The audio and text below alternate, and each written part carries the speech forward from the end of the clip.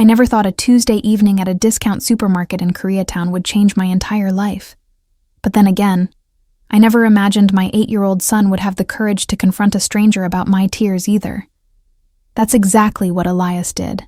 And that stranger turned out to be Min Jae Park, a name I would later learn was whispered with fear across Los Angeles, the Korean MAFIA boss who controlled half the underground operations on the West Coast. It started like any other exhausting day. I had just finished my shift at the diner on Wilshire Boulevard, my feet aching in shoes that should have been replaced months ago, my uniform still smelling of grease and burnt coffee. I picked up Elias from the after-school program, and we headed to the supermarket, because our fridge was nearly empty, and payday wasn't until Friday. I had exactly $43 in my wallet, a carefully calculated amount that would buy us rice, chicken thighs, vegetables, and maybe a small treat for Elias if I was lucky. The parking lot was crowded, as it always was on Tuesdays when they ran their discount specials. I was trying to maneuver our old Honda into a tight spot when I accidentally came too close to a black SUV. Before I could even finish parking, a man stormed out of the vehicle, tall, muscular, with a scar running down his left cheek and eyes that radiated pure aggression. He started yelling at me in Korean, then switched to English when he realized I didn't understand. "You stupid woman. Watch where you're going. You almost scratched my car." His voice was loud enough that people nearby turned to stare. I tried to apologize, my hands shaking as I attempted to reverse and give him more space, but he wasn't finished. He walked right up to my window, banging on it with his fist. "You think you can just drive around here like you own the place? Do you know who I work for? Do you know what we do to people who disrespect us?" Elias was in the back seat, and I could see him shrinking into himself, his small body pressed against the worn upholstery. That image of my son being terrified broke something inside me, but I couldn't show weakness. I rolled down my window just enough to speak. "I'm sorry. I didn't mean to come close to your car. I'll move." My voice was steady, but inside, I was trembling. "You're damn right you'll move," he spat. "And if I ever see you around here again, causing problems, you'll regret it. I know people. Dangerous people." He emphasized each word, his finger jabbing toward me menacingly. I reversed carefully, found another spot on the far end of the parking lot, and sat there for a moment, trying to calm my racing heart. Elias climbed over to the front seat and hugged me. "Mommy, are you okay? That man was mean." I held him tight, fighting back tears. I couldn't let him see me break down. "Not now. Not ever." "I'm fine, baby. Some people just have bad days. Let's go get our groceries, okay?" I forced a smile, kissed the top of his head, and we went inside. Shopping took longer than usual because I kept replaying the encounter in my mind. I grabbed items mechanically: rice, chicken, onions, carrots, a small bag of apples. Elias asked if we could get cookies, and I said yes, even though it meant I'd have to skip lunch tomorrow. Seeing his face light up was worth it. At the checkout, the cashier was friendly, asking how my day was, and I lied smoothly. "It's been great, thanks." When we walked back to the parking lot, the sun was setting, casting long shadows across the asphalt. I was carrying 2 grocery bags, one already starting to tear at the bottom because I'd refused the plastic bag fee. Elias walked beside me, holding his small bag with the cookies inside. That's when we saw him again, the same aggressive man from earlier, now standing beside the black SUV, smoking a cigarette and talking on his phone. My heart sank. I tried to walk quickly past him, hoping he wouldn't notice us, but of course he did. He ended his call and stepped directly into our path. Well, look who it is. You learn your lesson yet?" His smirk was cruel, and I could smell alcohol on his breath now. "Please, we're just trying to get to our car," I said quietly, trying to move around him. But he sidestepped, blocking us again. "Not so fast. I think you owe me an apology. A real one. Get down on your knees and apologize for almost damaging my boss's property." He was enjoying this, I could tell. Enjoying the power he had over someone weaker. Tears started forming in my eyes despite my best efforts to hold them back. I was exhausted. Physically, mentally, emotionally. Working 2 jobs to keep a roof over our heads, raising Elias alone after his father left when he was just a baby, dealing with racist customers, rude managers, and now this. It was too much. A tear rolled down my cheek, and I quickly wiped it away, but not before Elias saw. "Leave my mommy alone." Elias's small voice rang out, surprising both of us. He stepped in front of me, his little body shaking but determined. The man laughed, a harsh, mocking sound. "What are you gonna do, kid? You think you scare me?" He leaned down, bringing his face close to Elias's. "Go back to your mommy before you get hurt." That's when I felt the grocery bag tear completely and cans rolled across the ground. I bent down to pick them up, tears now flowing freely because I couldn't hold them back anymore. Everything hurt. Everything was too hard. And worst of all, my son was watching me fall apart, and there was nothing I could do about it. I was on my knees, gathering scattered groceries, when I heard Elias's footsteps running away. Panic shot through me. "Elias, come back!" But he didn't listen. Through my blurred vision, I saw him run toward another group of men standing near a sleek black car about 20 feet away. They were dressed in expensive suits, clearly important, clearly dangerous. One of them, a tall, imposing figure with jet black hair slicked back perfectly, was in the middle of what looked like a serious conversation. Elias grabbed the hem of that man's leather jacket, tugging on it urgently. I scrambled to my feet, abandoning the groceries, my heart pounding with a new kind of fear. What was my son doing?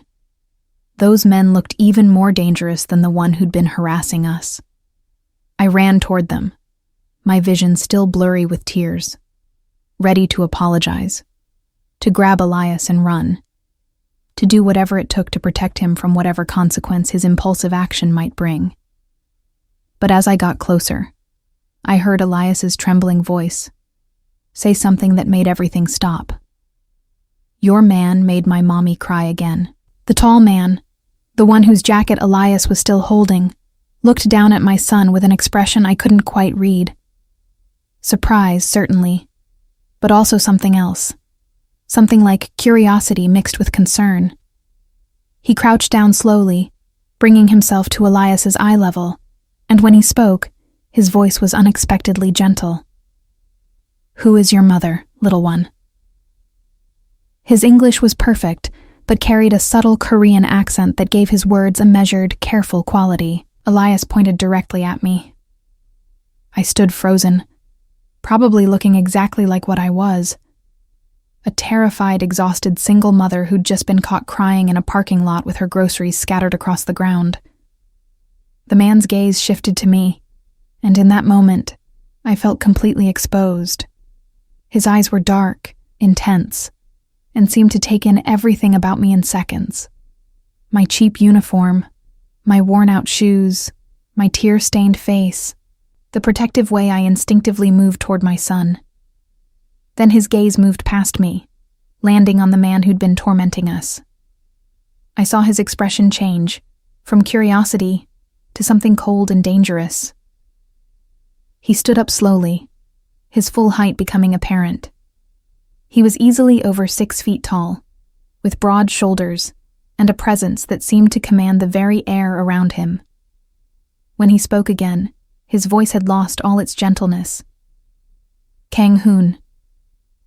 Just one word, but it carried the weight of a death sentence.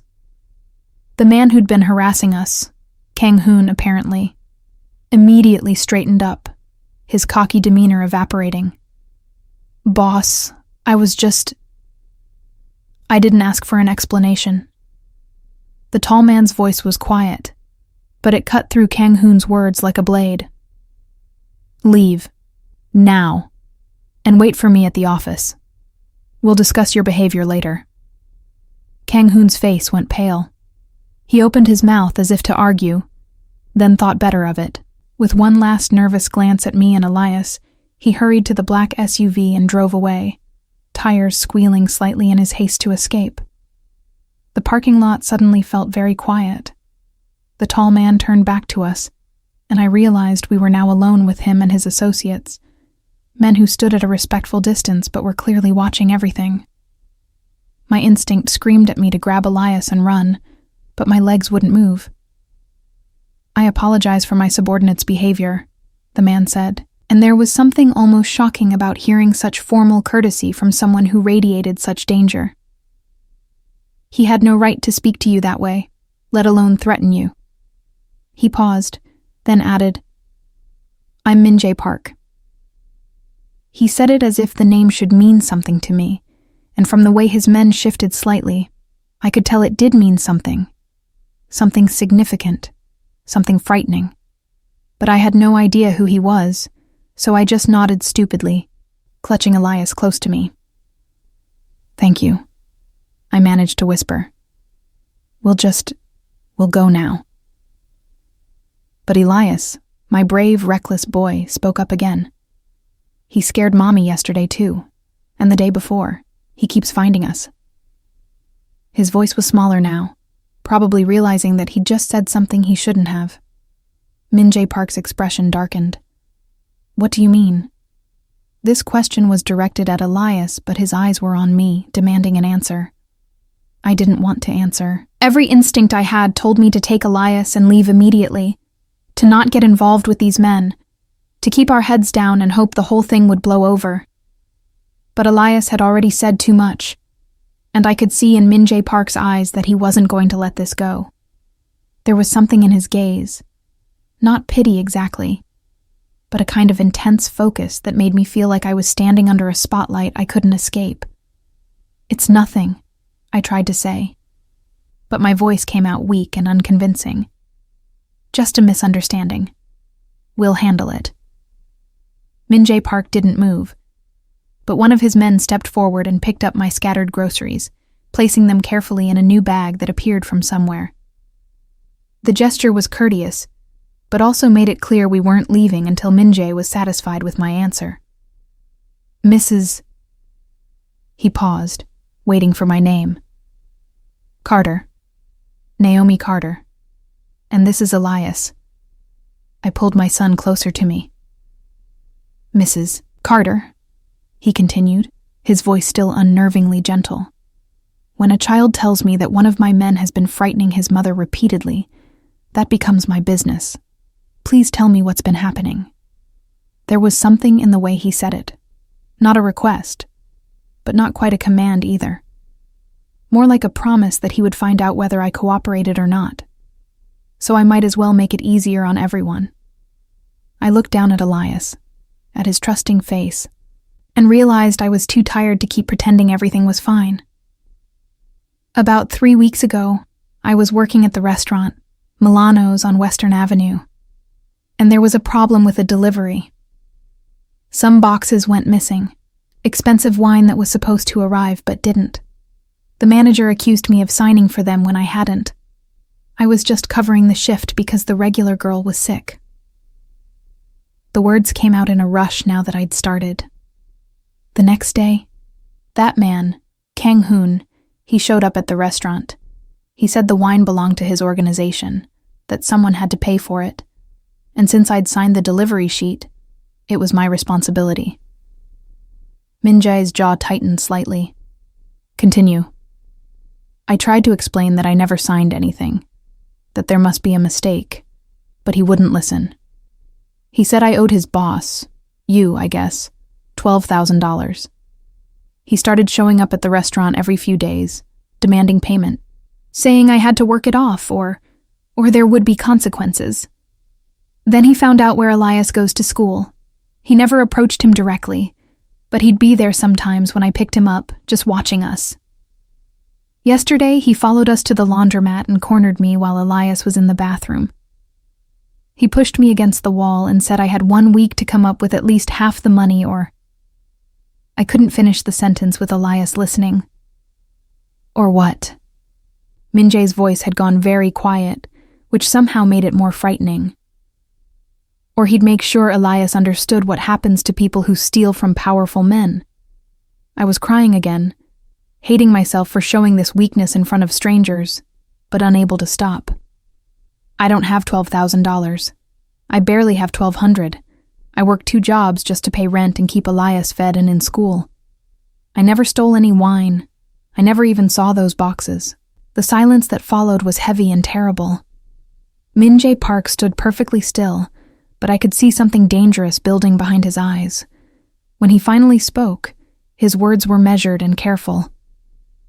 You're telling me that Kang-hoon has been extorting you for 3 weeks, threatening your child, using my name and my organization to justify his actions over wine that you never received. It wasn't a question, but I nodded anyway. And you never thought to contact the police? One of his men spoke up, a younger guy with kind eyes. I almost laughed at that. And tell them what? That I'm being threatened by organized crime? That I can't prove I didn't steal something because I was too busy trying to survive to take photos of every delivery? The police would either not believe me or they'd believe me, and then I'd have even bigger problems. People who talk to the police about men like... I stopped, realizing what I was about to say. About men like me? Min-jae finished for me. You're not wrong to be cautious, Mrs. Carter, but you're wrong about one thing. Kang-hoon was not acting on my orders, or with my knowledge. I don't extort working mothers. I don't threaten children. And I certainly don't allow my men to use my name for their personal schemes. There was something in his tone that made me believe him, which was probably stupid. Everything I'd ever heard or read about organized crime told me not to trust any of these men. But standing there in that parking lot, with my son clinging to my side, and this dangerous stranger looking at me with what almost seemed like respect, I found myself wanting to believe him. I need you to come with me, Min-jae said suddenly. Both of you. We need to sort this out properly, away from here. There are too many eyes in a public parking lot. Every alarm bell in my head went off at once. No, thank you, but we really need to go. I appreciate your help, but... Mommy, he wants to help. Elias tugged on my sleeve. He's not like that mean man, I can tell. I looked down at my son, whose judgment of character had always been eerily accurate for an 8-year-old. He trusted this man, this stranger who commanded dangerous men and probably did terrible things for a living. But then again, Elias had approached him in the first place, hadn't he? My son had seen something in Min-jae Park that made him think this was someone who could protect us. Mrs. Carter, Min-jae said, and now his voice held a note of urgency. If Kang-hoon has been using my name to threaten you, then others may think you're connected to my organization. That makes you a target, not just from him, but from anyone who wants to send me a message. The safest place for you right now is where I can see you and ensure no one else approaches you. I'm not asking you to trust me. I'm asking you to be practical about your survival and your son's safety. He was right, and I hated that he was right. I'd been so focused on avoiding involvement with dangerous men that I hadn't considered I might already be involved whether I wanted to be or not. If other people thought I was connected to the Korean Mafia, if they thought I was under Min-jae Park's protection or in his debt, then I was already in danger. Okay, I heard myself say. But I need to be home by 9. Elias has school tomorrow. A slight smile crossed Min-jae's face, the first real expression I'd seen from him besides anger. I'll have you home by 9. You have my word. One of his men opened the door to the sleek black car, and I found myself climbing into the most luxurious vehicle I'd ever been in. The leather seats were soft and smelled expensive. The interior was spotless, and there was a privacy screen between the front and back seats. Elias's eyes went wide with wonder, temporarily distracted from the seriousness of the situation. Min-jae slid in beside us, maintaining a respectful distance, and the car pulled smoothly out of the parking lot. I watched the supermarket disappear behind us, along with my scattered groceries and the simple life I'd been trying so hard to maintain. I had no idea where we were going, or what would happen when we got there. All I knew was that my son had pulled on a stranger's jacket and said 7 words that had changed everything. "Your man made my mommy cry again." The drive took about 15 minutes, winding through streets I recognized and then into an area of Koreatown I'd never been to. Quieter, more upscale, with buildings that looked like they housed businesses that operated in the gray areas of the law. We pulled into an underground parking garage beneath a sleek modern building, and Min-jae guided us to a private elevator that required a key card to operate. "Where are we?" I asked, my voice barely above a whisper. "My office. It's secure here. No one gets in without my permission." He pressed the button for the top floor. The elevator ride was silent, except for the soft music playing overhead. Elias held my hand tightly, and I could feel him trembling slightly despite his earlier bravery. When the doors opened, we stepped into a space that looked more like a luxury penthouse than an office. Floor-to-ceiling windows offered a view of Los Angeles stretching out in all directions, the city lights beginning to twinkle as darkness fell. Min-jae led us to a sitting area with comfortable sofas and gestured for us to sit. One of his men appeared with bottles of water and juice, setting them on the glass coffee table before disappearing again. It was all very civilized, very courteous, and yet I couldn't shake the feeling that I was sitting in the eye of a hurricane, calm for now, but surrounded by potential violence. "Tell me everything," Min-jae said, settling into a chair across from us. "From the beginning. Every detail you can remember about your interactions with Kang-hoon. Every threat, every encounter, every word he said about me or my organization." So I told him. Everything. About the missing wine delivery, about Kang-hoon's first visit to the restaurant, about the way he'd grabbed my arm hard enough to leave bruises that I'd covered with long sleeves, about finding him outside Elias's school, about the text messages from unknown numbers demanding payment, about yesterday at the laundromat, when he'd pushed me against the wall and whispered in my ear exactly what he'd do to my son if I didn't cooperate. With each detail I shared, Min-jae Park's expression grew colder, more controlled, but I could see the fury building beneath that calm exterior. His hands, resting on the arms of his chair, gripped the leather tightly enough that his knuckles went white. When I described the incident at the laundromat, when I repeated Kang-hoon's threat about making sure Elias understood what happens to people who steal, Min-jae stood up abruptly and walked to the window, his back to us. "Excuse me for a moment," he said, his voice tight. He pulled out his phone and made a call, speaking rapid Korean that I couldn't understand, but that sounded sharp and commanding. When he finished, he made 2 more calls, each conversation brief and intense. Finally, he turned back to us, his composure restored, but his eyes still burning with barely contained rage. "Mrs. Carter, I need you to understand something about how my organization operates." He returned to his seat, leaning forward with his elbows on his knees. "I run businesses, some legal, some not. I make no apologies for that. But there are rules, lines that don't get crossed. We don't target civilians who aren't involved in our world. We don't threaten children. We don't use fear against people who can't defend themselves.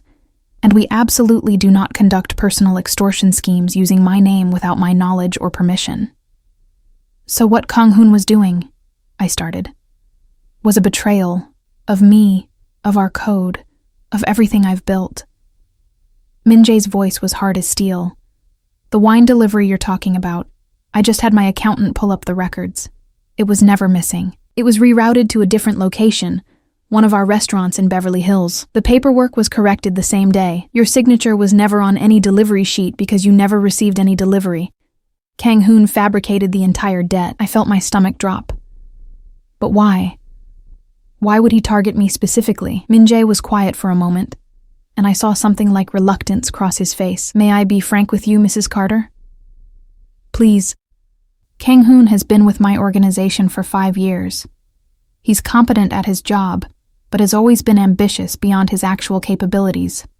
6 months ago, I reprimanded him for using excessive force in a situation that didn't call for it. He felt humiliated. Since then, I've been watching him more closely, and I've suspected he was conducting side operations without my approval. What I didn't realize was that he'd begun targeting vulnerable people, specifically single mothers working multiple jobs, who he assumed would be too afraid or too powerless to fight back or report him. The words hit me like a physical blow. You mean I'm not the only one? I don't know yet, but I intend to find out. Min-jae's expression was grim. You became a target because you were vulnerable, visible, and working in a location my organization frequents. He probably watched you for a while, learned your routine, identified that you were alone with a child. Then he created a fictional debt and used my reputation to make you believe you had no choice but to comply. Elias had been quiet through most of this conversation, sipping his juice and looking around the luxurious office with wide eyes. But now he spoke up, his voice small. Is the bad man going to come back? Min-jae looked at my son, and I saw his expression soften in a way that seemed almost painful for him, as if he wasn't used to showing gentleness. No. He won't come near you or your mother again. I promise you that. How can you promise that? I asked, not challenging him exactly, but needing to understand. Because I'm going to make sure of it. Permanently. The way he said it left no doubt about what he meant, and I should have been horrified. I should have grabbed Elias and run. But instead, I felt a wave of relief so powerful it almost made me dizzy. Someone was finally going to stop the nightmare that had been consuming my life for 3 weeks. I should be upset by that, I heard myself say. I should tell you that's not how civilized people solve problems. But you're not upset, are you? Min-jae's gaze was penetrating. No, I'm relieved, and that probably makes me a terrible person. It makes you human.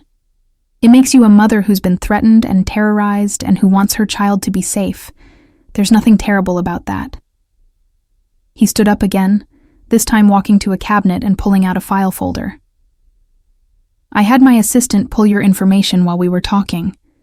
I know it's invasive, and I apologize, but I needed to understand your full situation.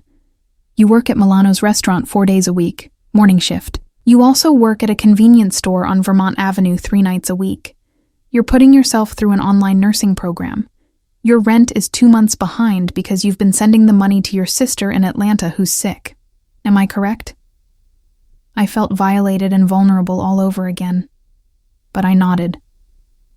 How did you... I have resources. That's not important right now. What's important is that Kang-hoon knew all of this about you too. He'd been researching you, tracking your movements, learning your weaknesses. This wasn't random, Mrs. Carter. This was predatory, calculated, and cruel. Tears were sliding down my face again, but this time they were tears of exhaustion and release. Someone finally understood. Someone finally saw how hard I'd been trying, how impossible my situation had been, how terrified I'd been every single day. I'm going to help you, Min-jae said, and it wasn't an offer so much as a statement of fact. Your debt to your landlord will be cleared. I'll have someone speak with the manager at Milano's to clarify that you were never responsible for any missing delivery. And you and Elias will have protection, discreet, unobtrusive, but effective. No one connected to my organization or anyone else will bother you again. I can't accept that, I protested weakly. I can't afford to owe you. You won't owe me anything. This is my responsibility. One of my men created this situation. I'm correcting it. That's how leadership works in my world, Mrs. Carter. You take responsibility for your people's actions, both the good and the bad. He paused, then added more quietly. Besides, your son trusted me. A little boy I'd never met before pulled on my jacket and asked me for help because he believed I would listen. Do you have any idea how rare that is? How long it's been since anyone approached me with that kind of innocent faith? I looked at Elias, who was watching the exchange with serious eyes. My brave, reckless, wonderful boy, who'd somehow sensed that this dangerous man was someone who could be trusted. "Why did you go up to him?" I asked Elias softly. "What made you think he would help us?" Elias thought about it for a moment, his face scrunched up in concentration. He looked different from the mean man. The mean man had angry eyes, like he wanted to hurt people. But this man, he looked at Minjai. He had sad eyes, like something hurt him before, and he remembered what it felt like. So I thought maybe he would understand. The silence that followed was profound. Minjai Park, feared MAFIA boss, stood completely still, staring at my 8-year-old son as if he'd just spoken a truth that no one had dared say aloud before. When Minjai finally spoke, his voice was rough with an emotion I couldn't quite identify. "You're a very perceptive young man, Elias." He cleared his throat and checked his watch. "It's getting late. I should get you both home. But first, I want you to take my card. It has my private number. If anything at all, makes you feel unsafe or worried, you call me immediately. Day or night, it doesn't matter. You call, and I answer. Understood?" He handed me a simple black business card with a phone number embossed in silver. No name, no title, just the number. "I understand," I whispered. "Good. Now, there's one more thing. Tomorrow morning, 2 men will be stationed near your apartment and near Elias's school. They're there to observe and protect, nothing more. They won't interfere with your life or make themselves obvious. But they'll be there. This isn't negotiable, Mrs. Carter. Until I'm certain that everyone who needs to understand the situation does understand it, you and Elias are under my protection." Part of me wanted to argue, to insist that we could take care of ourselves, that we didn't need protection from the MAFIA. But the larger, more honest part of me knew that we did need it. I was exhausted from being strong, from pretending everything was fine, from bearing the weight of the world alone. If Minjai Park wanted to shoulder some of that burden, maybe it was okay to let him. "Thank you," I said, and I meant it with every fiber of my being. The drive back to our apartment was quiet. Elias fell asleep against my shoulder, worn out from the emotional intensity of the evening. Minjai sat across from us, watching the city pass by through the tinted windows, lost in his own thoughts. When we pulled up to our building, a rundown complex in a neighborhood that was trying hard to gentrify, but hadn't quite made it yet, he walked us to our door. "Lock this behind me," he instructed. "Don't open it for anyone you don't know. And remember, anything concerning you call." "I will." He looked down at Elias, still sleeping in my arms, and something crossed his face. A mixture of protectiveness and pain that was gone so quickly I might have imagined it. Then he nodded once and left, his footsteps silent on the concrete walkway. I thought that would be the end of it. I thought Minjai Park would handle whatever needed to be handled with Kang Hoon, station his protective guards, and then fade back into the shadows of the criminal underworld where men like him belonged. I thought life would return to normal, or at least to the chaotic, exhausting version of normal I'd been living before. I was wrong. The next morning, I woke to find an envelope that had been slipped under my door. Inside was $5,000 in cash, and a note written in neat, precise handwriting. For immediate expenses. Not a loan, not a debt. A correction of an injustice. MJP. I sat on my threadbare couch, staring at that money, and cried for the 3rd time in 2 days. I couldn't remember the last time I'd had $5,000. I couldn't remember the last time anyone had done something this generous for me without expecting something in return. It felt surreal, like I'd stepped into someone else's life. But the money was real, and so was the text message I received an hour later from an unknown number. "This is Min Jae. Just confirming you received the envelope. 2 men stationed outside your building. Names are David and Marcus. They're good men. Won't bother you. MJ." I saved the number and responded, "Received. Thank you. This is too much." His reply was immediate. "It's not nearly enough." Over the next few days, I started noticing the subtle changes in my life. The manager at Milano's pulled me aside to apologize profusely for the misunderstanding about the wine delivery and offered me additional hours if I wanted them. My landlord, who'd been threatening eviction just a week ago, suddenly became friendly and told me not to worry about the back rent. The hostile convenience store customer, who'd been making my night shifts miserable, stopped coming in entirely. And then there were David and Marcus. True to Min Jae's word, they were unobtrusive. I'd catch glimpses of them. David, a tall black man with kind eyes who always seemed to be reading a book while sitting in a car across the street. Marcus, built like a tank with a surprisingly gentle smile, who was always nearby when I walked Elias to school. They never approached us, never made us feel watched in a creepy way. But their presence was reassuring. For the first time in years, I felt safe walking to my car at night. On the 4th day, Min Jae called me. Not texted, actually called, his voice sounding slightly uncertain, which was strange for a man who commanded such authority. "Mrs. Carter, I hope I'm not disturbing you. I wanted to update you on the situation. Please call me Naomi. And no, you're not disturbing me. I'm on my break at work. Naomi then. And you should call me Min Jae.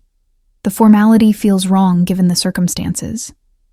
He paused and I could hear traffic in the background. "Kang-hoon has been dealt with. He won't be bothering you or anyone else again." I also discovered he'd been running similar schemes against 3 other women. They've all been contacted, their situations resolved, and compensation provided. "What happened to him?" I asked, not sure I wanted to know the answer. "He's alive, if that's what you're worried about. But he's no longer in Los Angeles, no longer part of my organization, and has been made to understand that any attempt to return or contact any of his victims will result in consequences he won't survive. That's all you need to know." It should have frightened me, hearing him talk so casually about threatening someone's life. Instead, I felt that same overwhelming relief. "Thank you for everything. I don't know how I'll ever repay you."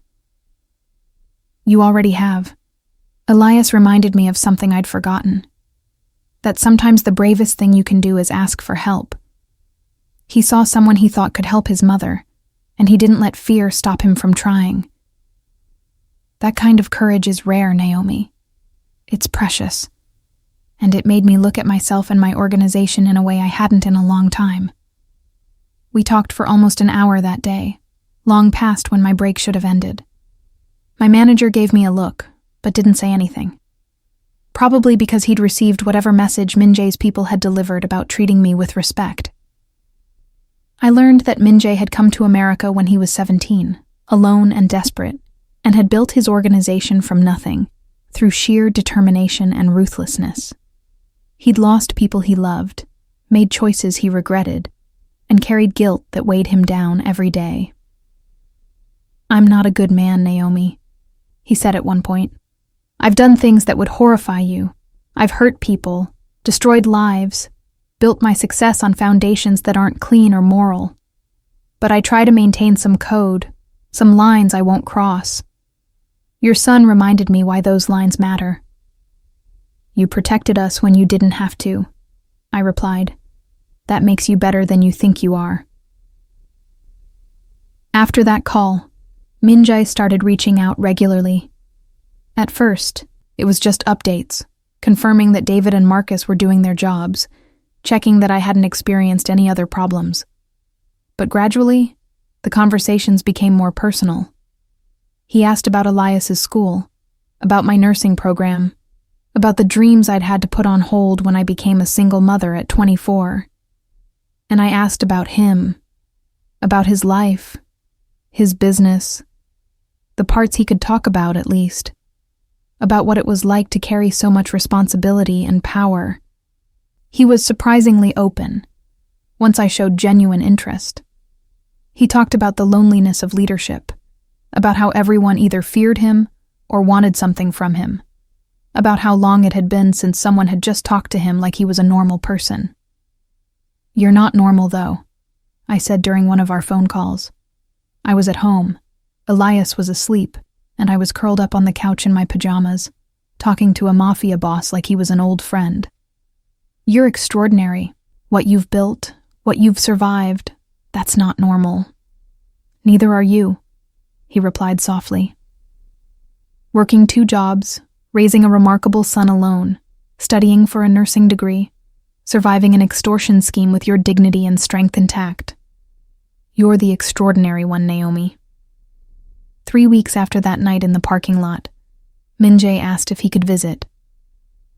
"I'd like to see you, and Elias, if that's appropriate. Not as the person providing protection, but as, I'm not sure what to call it. A friend, perhaps?" My heart did something complicated in my chest. "I'd like that. Elias asks about you constantly. He wants to know if the nice man with sad eyes is doing okay." Minjae laughed, a sound I'd rarely heard from him. "Tell him I'm doing better than I have in years, thanks to him." He came by on a Saturday afternoon, and the man who arrived at my door was different from the intimidating figure I'd first encountered. He was dressed casually, jeans and a simple black sweater, though even in casual clothes, he looked expensive and impeccably put together. He brought gifts, a new backpack for Elias filled with school supplies, and for me, a beautiful leather-bound journal. "I remember you mentioned wanting to write down your experiences, maybe turn them into something someday," he explained, looking almost shy. I thought this might help. Elias was thrilled to see him, immediately pulling him to his room to show him his toy collection and his drawings from school. I watched from the doorway as Minjae sat on my son's bed, examining each drawing with serious attention, asking questions about the stories behind them. This was a side of him I'd never seen, gentle, patient, genuinely interested in an 8-year-old's imaginative world. We ordered pizza for dinner, and Minjae insisted on paying, though he made it seem casual rather than like he was taking care of us. We ate together at my small kitchen table, and it felt oddly domestic, oddly right. Elias chattered away about his school day, his friends, a book he was reading. Minjae listened attentively, occasionally catching my eye and smiling, a real warm smile that transformed his usually stern face. After Elias went to bed, Minjae and I sat on the couch, maintaining a respectful distance but somehow feeling closer than the physical space suggested. "This is nice," he said quietly. "Being here, with you and Elias. It feels normal. Like a life I might have had if I'd made different choices." "It's not too late for different choices," I suggested carefully. "Isn't it? I'm 38 years old, Naomi. I run an organization that operates outside the law. I have enemies who would love to use any weakness against me. I can't exactly walk away and become a regular citizen. I'm not suggesting you walk away from your responsibilities, but maybe you don't have to be alone in carrying them." He looked at me, really looked at me, and I saw vulnerability in his eyes that I suspected very few people ever witnessed. "Are you saying what I think you're saying?" My heart was pounding. "I'm saying that my son saw something good in you, and I'm starting to see it too. I'm saying that you've protected us, helped us, treated us with more respect and kindness than people who claim to care about us ever did. I'm saying that this," I gestured between us, "whatever this is, it feels important, real. It could be dangerous for you, for Elias. Being connected to me, even peripherally, makes you a potential target. We're already connected. You've already put protection in place. And honestly, Minjae, I've spent 8 years being afraid. Afraid of not having enough money. Afraid of failing Elias. Afraid of men like Kang Hoon. I'm tired of being afraid. You make me feel safe. Not just physically safe, but emotionally safe. Like I can finally breathe. He reached out slowly, giving me time to pull away if I wanted to, and took my hand in his. His touch was warm, solid, real. I don't deserve you, he said quietly. Either of you. But I want to try. I want to be someone who does deserve you. What followed was a careful, gradual building of something that looked almost like a normal relationship, except that nothing about our situation was normal. Minjae started visiting regularly, always calling first to make sure it was convenient, always bringing something thoughtful. Groceries when he knew I'd had a long week, books for Elias, flowers for me just because. He was remarkably considerate for a man who commanded fear from everyone else in his life. We established routines. Saturday afternoons became our time together. Minjae would arrive around 2. We'd do something with Elias, visit a park, go to a museum, sometimes just stay home and watch movies, and then we'd have dinner together. After Elias went to bed, Minjae and I would talk for hours, learning each other's stories, sharing dreams and fears and pieces of ourselves that we usually kept hidden. I learned that Minjae had a younger sister back in Korea, who he supported but hadn't seen in 12 years because returning would put both of them in danger. I learned that he'd built his organization specifically to protect Korean immigrants who were being exploited by other criminal groups, and that while his methods were often brutal, his intentions had started from a place of genuine care for his community. I learned that he was brilliant with numbers, terrible at cooking, and had a dry sense of humor that caught me off guard and made me laugh until my stomach hurt. He learned about Elias's father, who'd left when I told him I was pregnant, saying he was too young for that kind of responsibility. He learned about my sister's illness, about my parents who'd passed away when I was 20, about the loneliness of building a life alone, and the constant fear that I was failing my son despite trying my absolute hardest.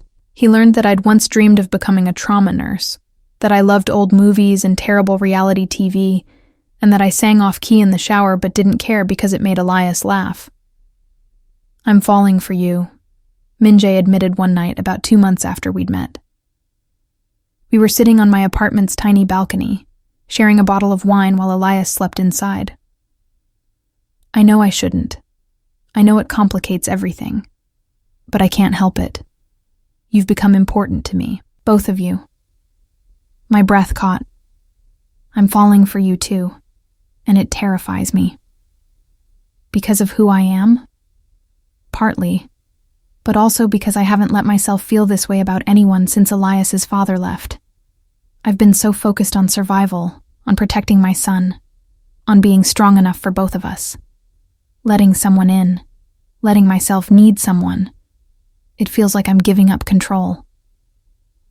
You're not giving up anything, Minjae said, taking my hand. You're allowing yourself to be supported. There's a difference. You've been carrying everything alone for so long, Naomi. You don't have to anymore. But the reality of Minjae's world couldn't stay away forever. It crashed back into our fragile happiness on a Tuesday evening when I was closing up at the convenience store. Marcus, my usual evening guard, had called to say he'd be 15 minutes late due to traffic. I told him it was fine, that I'd wait inside until he arrived. I was counting the cash drawer when the door chimed. 3 men walked in, and I knew immediately that something was wrong. They had the same dangerous energy that Minjae's men carried, but without the restraint or discipline. They were younger, cockier, and one of them was holding a gun loosely at his side. "You're Naomi Carter," the one with the gun said. It wasn't a question. I straightened up slowly, my heart hammering. "The store is about to close. You'll need to—" "We're not here to shop, sweetheart. We're here to deliver a message to Minjae Park. See, word got around that the big boss has gone soft. that he's spending his time playing house with some single mom instead of handling business. And when a boss goes soft, well, that creates opportunities for people like us. I don't know what you're talking about, I said, trying to keep my voice steady. You need to leave. The gun came up, pointed directly at me. Here's the message. Tell your boyfriend that the East Side territory isn't his anymore. Tell him that if he wants it back, he's going to have to fight for it. And tell him that starting a war over some woman and her kid would be really stupid. He should cut his losses, walk away, and keep what he's got. I couldn't breathe, couldn't think. All I could see was that gun, and all I could think was, please God, don't let Elias lose his mother. Don't let this be how it ends. The door chimed again, and Marcus burst in, his own weapon drawn. Step away from her. Now. What happened next was chaos. The man with the gun spun toward Marcus. Shots were fired, glass shattered, and I dove behind the counter, my hands over my head, screaming. More men poured in. David and 2 others I recognized from Minjae's security detail. There was shouting, more gunfire, and then suddenly, silence. Naomi! David was beside me, helping me up. Are you hit? Are you hurt? I shook my head, unable to speak, my whole body trembling. The 3 men who'd come to threaten me were on the ground, disarmed and restrained. Marcus had blood on his shoulder but was still standing.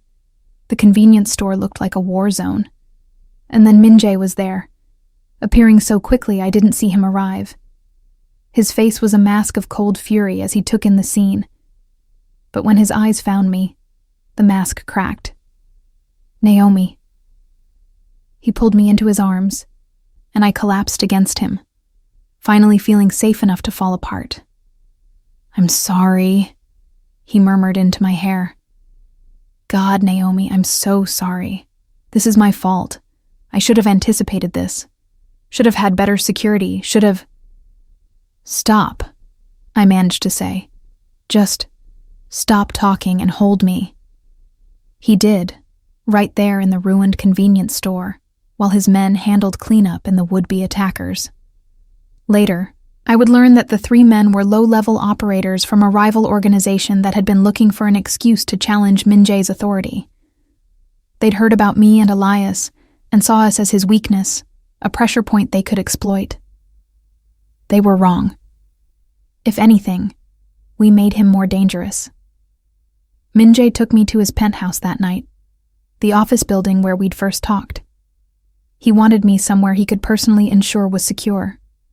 He called my neighbor to check on Elias, who was spending the night with his friend from school, then sat me down and very carefully explained what had happened and what it meant. There's going to be a response to this, he said. Not against you. You'll be protected at all times now. Multiple guards, different locations. I'll have you moved somewhere safer. But my rivals need to understand that threatening you and Elias is the same as threatening me directly, and that carries consequences. What kind of consequences? I asked, though I already knew. The kind that end threats permanently. His voice was hard, but his hands were gentle as they held mine. I know this isn't what you signed up for. I know this is more danger than anyone should have to face. If you want to end this, if you want me to arrange protection and distance, I'll understand. I'll make sure you and Elias are safe, but I'll stay out of your lives. I looked at this man who'd burst into my world through my son's courage, who'd protected us and cared for us, and somehow become essential to my happiness. Is that what you want? No. God, no. I want you in my life. I want to fall asleep beside you and wake up with you. I want to help Elias with his homework and teach him things and be there for his school plays and baseball games. I want everything, Naomi. But wanting it and having the right to ask for it are 2 different things. Then stop asking and just stay, I said firmly. Yes, tonight was terrifying. Yes, your world is dangerous. But you know what? My world was already dangerous.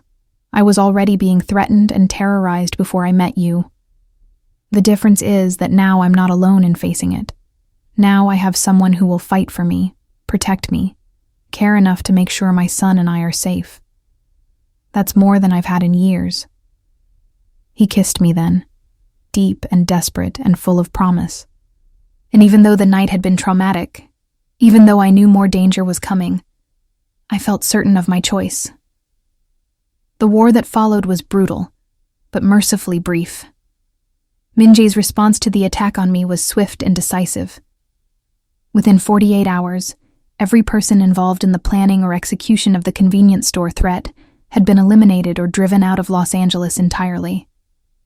The rival organization that had sanctioned it found itself systematically dismantled, its leadership scattered, its resources seized.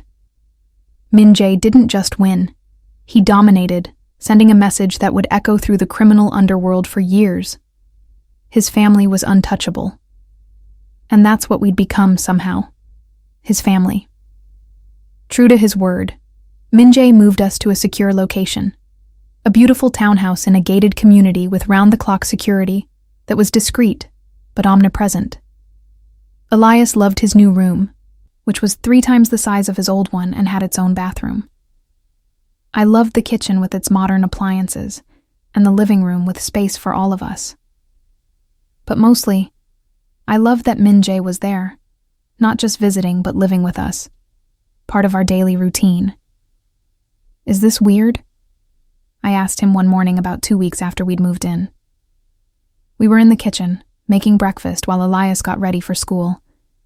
It was so domestic, so normal, and yet nothing about it was normal. "Extremely weird," Min-jae admitted, flipping pancakes with more confidence than his previous cooking attempts would have predicted. "I've lived alone for 15 years. I've never cohabitated with anyone, let alone a woman and her 8-year-old son. I have no idea what I'm doing." "You're doing fine," I assured him, watching as he carefully arranged the pancakes on a plate in the shape of a smiley face for Elias. Better than fine.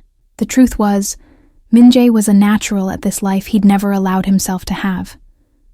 He took Elias to school every morning, using a different route each day for security, but always making sure they had time to stop at the donut shop Elias loved. He attended parent-teacher conferences and school events, sitting in the back and trying to look inconspicuous, despite the fact that he radiated authority and danger. He helped with homework, taught Elias basic Korean, and told him stories about growing up in Seoul that were carefully edited to remove the traumatic parts. And with me, he was attentive, passionate, supportive in ways I'd never experienced. He encouraged my nursing program, often sitting with me at the kitchen table late at night while I studied, just to keep me company. He made sure I took breaks, that I ate properly, that I didn't sacrifice my own well-being in the constant effort to take care of everyone else. He learned what kind of tea I liked when I was stressed, which movies made me laugh when I was sad, how to read my moods and respond with exactly what I needed. Sometimes space, sometimes comfort, sometimes just silent companionship. I didn't know it could be like this, I told him one night. We were in bed, the door locked because Elias had learned that barging into Min-jae's room led to awkward conversations about adult time. I didn't know that love could feel safe instead of terrifying. Neither did I, Min-jae admitted. I've spent 20 years building walls, keeping everyone at a distance, believing that caring about people made you weak. Then an 8-year-old boy pulled on my jacket and asked for help, and all those walls came down. But the walls in his world weren't all down, and we both knew it. There were still enemies, still rivals who resented his power or wanted what he had. And there were people within his own organization who questioned whether his new domestic life made him less effective, less ruthless, less capable of making the hard decisions that leadership required. The test came 3 months after we'd moved in together. One of Min-jae's oldest associates, a man named Chen, who'd been with him since the beginning, requested a meeting. I was there when Chen arrived at the townhouse, his face grave with concern. There's talk, Min-jae, Chen said without preamble. The younger guys, the ones who joined in the last few years, they're questioning whether you've still got what it takes. They say you've gone soft, that you're more concerned with playing father than running the organization. Min-jae's expression was unreadable. And what do you think, Chen? I think you're different, but I'm not sure different means soft. Chen glanced at me, then back to Min-jae. The question is whether you can still make the hard calls when you need to, because there's a decision that needs to be made, and it's going to define how people see you going forward. The situation Chen described was complex. A high-ranking member of Min-jae's organization had been caught stealing. Not just money, but information he'd been selling to the FBI. The betrayal was absolute, the evidence incontrovertible. Traditional handling would be execution, swift and public enough to serve as a warning. But the man in question had a family, a wife, and 2 young children who would be left without support if the traditional justice was carried out. What would you have done before? I asked Min-jae after Chen left. Before us? I would have had him killed without hesitation. Betrayal like that can't be tolerated. It threatens everyone in the organization. His voice was flat, but I could see the struggle in his eyes. And now?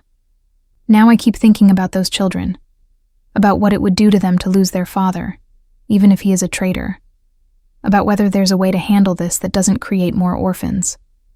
He looked at me, his expression torn. Am I being weak, Naomi? Am I letting my feelings cloud my judgment? I thought about it carefully before answering. I think you're being more strategic. Yes, executing him sends a message about the cost of betrayal. But showing mercy, real mercy, not weakness, shows that you're powerful enough not to need brutality as your only tool. It shows that you can control your organization through respect and fear, not just fear alone. What Min-jae ultimately decided was brilliant in its complexity. The traitor was exiled, stripped of all rank and resources, and given 24 hours to leave Los Angeles with his family. But before he left, he was required to stand before the entire organization and publicly acknowledge his betrayal, his shame, and his gratitude for the mercy he'd been shown. The message was clear.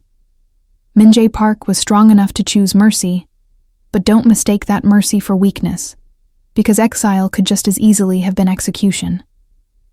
The response from the organization was mixed at first, but ultimately solidified around respect for their boss's ability to maintain control without unnecessary bloodshed. The younger members who'd been questioning him fell silent. Chen called to say that if anything, Min-jae's authority had been strengthened by showing he had more tools in his arsenal than just violence. You were right, Min-jae told me that night. Being with you and Elias hasn't made me weak. It's made me more strategic, more thoughtful, more effective. Because I have more to protect now, I'm more careful about how I use my power. Life settled into a new rhythm after that. Min-jae successfully balanced his role as organization leader with his role as partner and father figure. Elias thrived, his school performance improving, his confidence growing, his anxiety fading, as he realized that the stability we'd found wasn't temporary. I completed my nursing program and got a job at a hospital, finally achieving the dream I'd put on hold for so many years. And slowly, carefully, Min-jae began the process of legitimizing parts of his business, not abandoning his organization. That would have been impossible and dangerous, but transitioning the worst of the illegal operations into gray area legal ones. It was a years-long project, one that required delicate navigation of both criminal and legitimate business worlds. But he was committed to building something that wouldn't destroy the life he'd found with us. Why are you doing all this? I asked him one evening. We were watching Elias's school play. He had a small part as a tree in the forest scene, and took his role very seriously. Min-jae was sitting beside me, his hand in mine, looking more relaxed than I'd ever seen him. Because I want to be around to see him graduate high school, Min-jae said simply. I want to walk you down the aisle if you'll have me. I want to be here for birthdays and holidays and all the boring, wonderful, mundane moments that make up a life.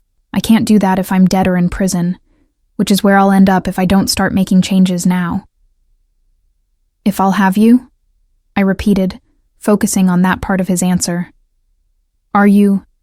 Not yet, he said quickly. Not until I've built something more stable, something safer. But someday, Naomi, someday soon, I'm going to ask you properly, and I hope you'll say yes. Watching Elias on that stage, holding Minjae's hand, I realized how far we'd come from that parking lot encounter months ago. My son had pulled on a stranger's jacket and asked for help, not knowing that the stranger was one of the most dangerous men in Los Angeles. But Elias had seen something I'd almost missed. That danger and goodness aren't mutually exclusive.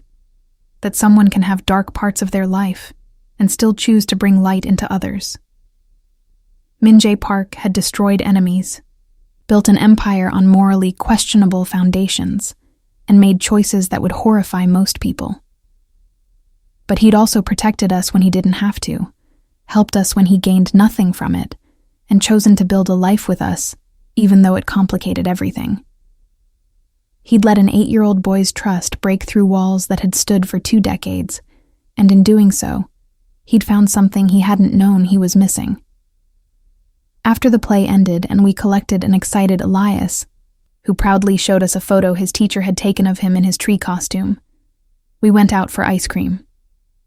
Sitting in the booth at the dessert shop, watching Minjae help Elias with his sundae and listening to them laugh together, I felt something I hadn't felt in years.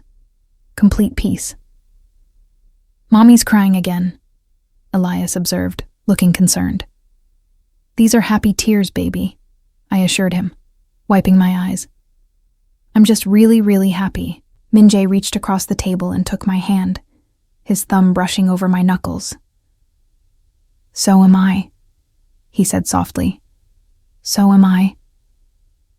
The man who'd terrified half of Los Angeles, who'd built his success on fear and power, had been undone by something simple. A little boy's trust and a mother's resilience. And in being undone, he'd found something worth more than all the power he'd accumulated. A family, a purpose, a reason to be better than he'd ever planned to be. Sometimes salvation comes from the most unexpected places. Sometimes it comes in the form of an 8-year-old boy pulling on your jacket in a parking lot and saying, with absolute faith, "Your man made my mommy cry again." And sometimes, if you're lucky enough to listen, that's when your real life begins.